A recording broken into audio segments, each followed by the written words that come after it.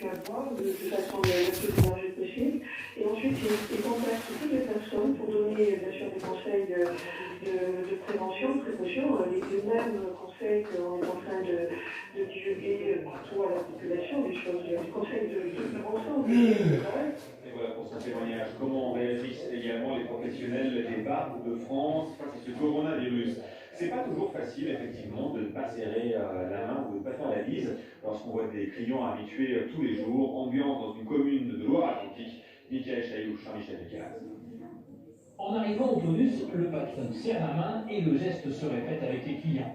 Le coronavirus est dans toutes les conversations, mais plutôt sur le ton de la plaisanterie. On est pour la façon de le savoir. Bon, on va pas se balader avec des masques et puis des gants et puis tout ce qu'on veut. Hein? Vous serrez encore les mains. Oui, pas de souci, ouais. Si les gens sont là, c'est qu'ils veulent bien venir, donc ils n'ont pas peur du corona. Il n'y a pas de souci. J'ai pas peur. Le président du syndicat de l'hôtellerie de Loire-Atlantique a pourtant sensibilisé ses 500 adhérents. Les consignes des autorités sanitaires sont déclinées à tous les patrons de bar. J'invite très bien mes adhérents à avoir du gel, sauf qu'aujourd'hui, il n'y en a pas disponible dans aucune pharmacie. Donc, la meilleure manière de faire avoir du gel, c'est de se laver les mains régulièrement et conserver cette discipline qui consiste effectivement à ne pas serrer les pinces de ses clients, au moins de façon temporaire, jusqu'à ce qu'on nous dise que c'est. Retour au tonus, s'il est difficile dans un commerce de proximité de modifier les habitudes, la patronne fait le maximum pour désinfecter l'intérieur de son établissement. On fait attention, on nettoie beaucoup plus les machines, surtout les machines tactiles, voilà, essentiellement ça. Et puis nous aussi, on nettoie plus les mains, on passe plus de produits hydroalcooliques. Ici, on refuse de laisser s'installer la psychose, la fréquentation n'a pas baissé. L'impact du coronavirus qui a également déjà commencé à se faire sentir à Lourdes. Il y a 15% d'annulation à un mois du début de la saison des pèlerinages. Chaque année, on vous le rappelle, Lourdes accueille quand même 1,2 million de touristes pèlerins. Jean-Luc Thomas pour les images et le commentaire. Il n'y a pas de cas de coronavirus à Lourdes. Les sanctuaires se préparent pourtant à toute éventualité. Par exemple, la grande basilique souterraine de Saint-Pidis accueillera maximum 5000 pèlerins au lieu des 20 000 habituels.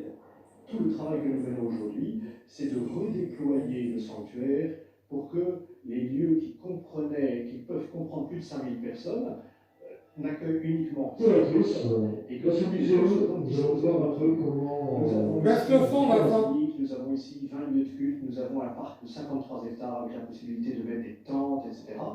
Si virus il y a, pour tenter de l'endiguer ou mieux protéger ces pèlerins, les sanctuaires ont pris plusieurs mesures sanitaires. À nos chapelaines, on a demandé de ne pas donner, de ne pas distribuer la communion dans la bouche, mais plutôt dans les mains. On a conseillé à nos chapelaines de ne pas inviter les fidèles à se donner le signe de la paix, mais plutôt de faire un petit geste d'amitié et de sympathie. On a vidé les bénitiers de l'eau, on a fermé les piscines de l'eau. Voilà, on a pris des mesures de ce type. Il y a d'ores et déjà eu quelques annulations de pèlerinage à ce jour et en fonction de l'évolution de l'épidémie du Covid-19, la saison dans la cité mariale n'est pas remise en cause. Voilà donc pour la situation à Lourdes, la situation également en Italie, à l'aide frontière ne s'arrange pas. Des millions d'habitants au nord du pays ont été placés en quarantaine pour endiguer l'épidémie. Toute la Lombardie est concernée, dont la capitale économique du pays est Milan, ainsi que la région de Venise. Rendez-vous compte. Voici les images, Laura Cambo vous raconte. 16 Italiens se ruent dans la gare locale, bagages à la main et masque sur le nez. Ils quittent la ville de Padoue, située en Vénétie, direction le sud du pays. Leur objectif, éviter la mise sous cloche de la région, appliquée dès aujourd'hui. Nous avons malheureusement entendu parler de ce décret. Chacun a des choses à faire. Je ne peux pas risquer d'être bloqué ici. Je devais retourner au sud mardi, finalement je repars plus tôt. La région de Venise, celle de Milan, mais aussi une partie de l'Émilie-Romagne, tous sont placés en quarantaine. Interdit d'y entrer ou d'en sortir pour éviter la propagation du coronavirus. À Paris, des locaux relativisent.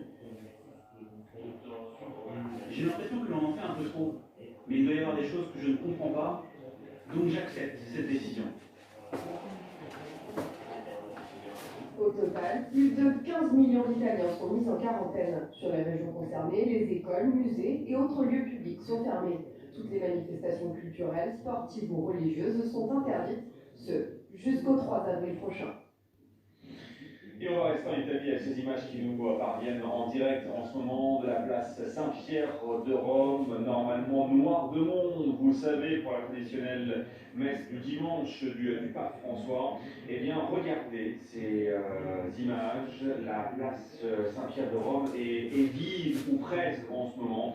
Le pape n'est pas physiquement présent, il fait sa prière via une vidéo ce matin sur les écrans géants qui ont été installés sur cette place Saint-Pierre de Rome. Image rarissime qu'on vous montre ce matin, en cause bien sûr le coronavirus qui impacte très largement le pays. En Chine, l'épidémie de coronavirus a fait 27 morts de plus ce dimanche, ce sont les derniers chiffres. Ça porte le bilan à 3097 morts correspondant sur place. Sébastien Rebel. Une trentaine de nouveaux morts ces dernières 24 heures en Chine, essentiellement dans la ville de Wuhan et la province de Hubei. C'est l'un des bilans les plus faibles depuis le début de l'épidémie en Chine. Les autorités se disent confiantes.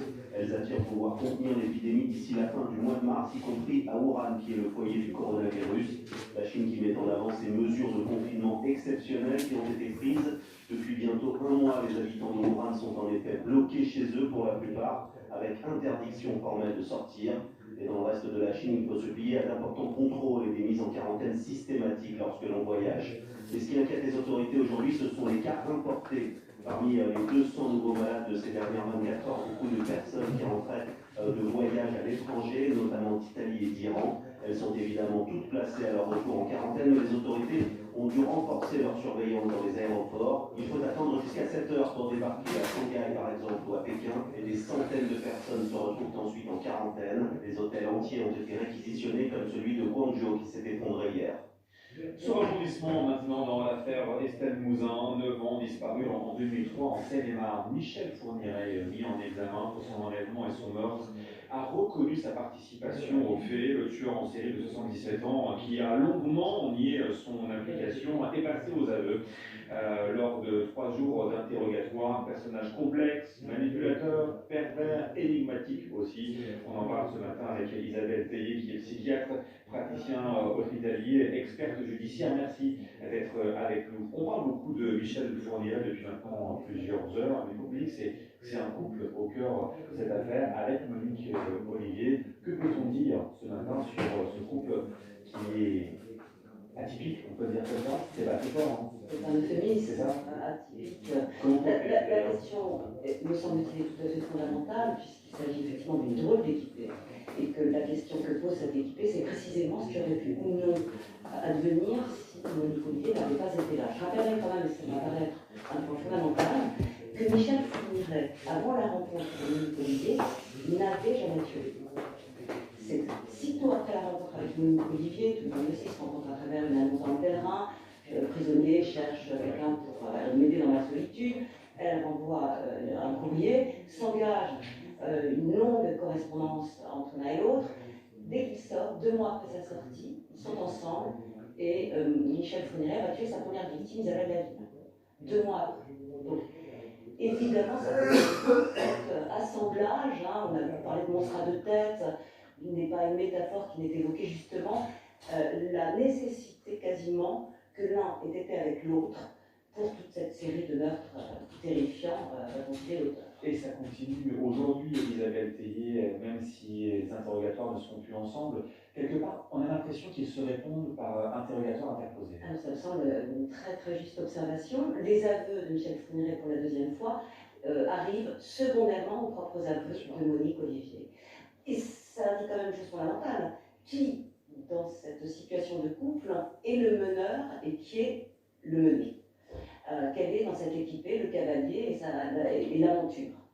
On parle d'un homme, en tout cas je parlais ce matin, en tout cas pour le présenter, peut-être à tort ou à raison, vous allez me le dire, une personne complexe, manipulateur, pervers, énigmatique. Lorsqu'on énumère tous ces mots, on se dit il est fou, il est complètement fou, et ce n'est pas aussi simple que ça, finalement. Alors, c'est absolument pas aussi simple que ça, mais c'est également une très bonne observation. Il va de soi que les grandes perversions sont au marge de la psychose. Il suffit de lire beaucoup d'écrits et de réflexions sur ce sujet. Je pas aller dans des choses trop compliquées, mais avec un Michel Fourniret, on est vraiment aux marges de la folie. Il est reconnu responsable, mais sachez quand même que ça fait l'objet de grands débats au sein de notre fonction expertale entre altérer la responsabilité ou donner la pleine responsabilité de ce type de sujet. Plutôt partisane de donner toute responsabilité entière, enfin, sachez quand même que c'est en réflexion. On est vraiment aux confins de la psychose, tout le monde peut le reconnaître, il est quasiment fou. Mais on Il n'est pas bon. aussi que Michel Fourniret aime qu'on parle de lui, il adore qu'on parle de lui, mais est-ce que c'est vraiment réel? Alors, là encore, je voudrais beaucoup soit extrêmement précautionneux. Bien sûr. On a beaucoup parlé de Michel Fourniret, c'était dans les années 2004, avant les assises où il a été condamné, de nouveau en 2018, où il est de nouveau condamné à une perpétuité incompressible. Il va y avoir une troisième session d'assises, je ne sais trop quand, de 2021, avec ces trois affaires dont vous parlez complet, ça nous a. Je sais plus quelle est la question. C'est même qu'on parle de lui. Très probablement, à l'époque, en 2014 ou 2004, oui,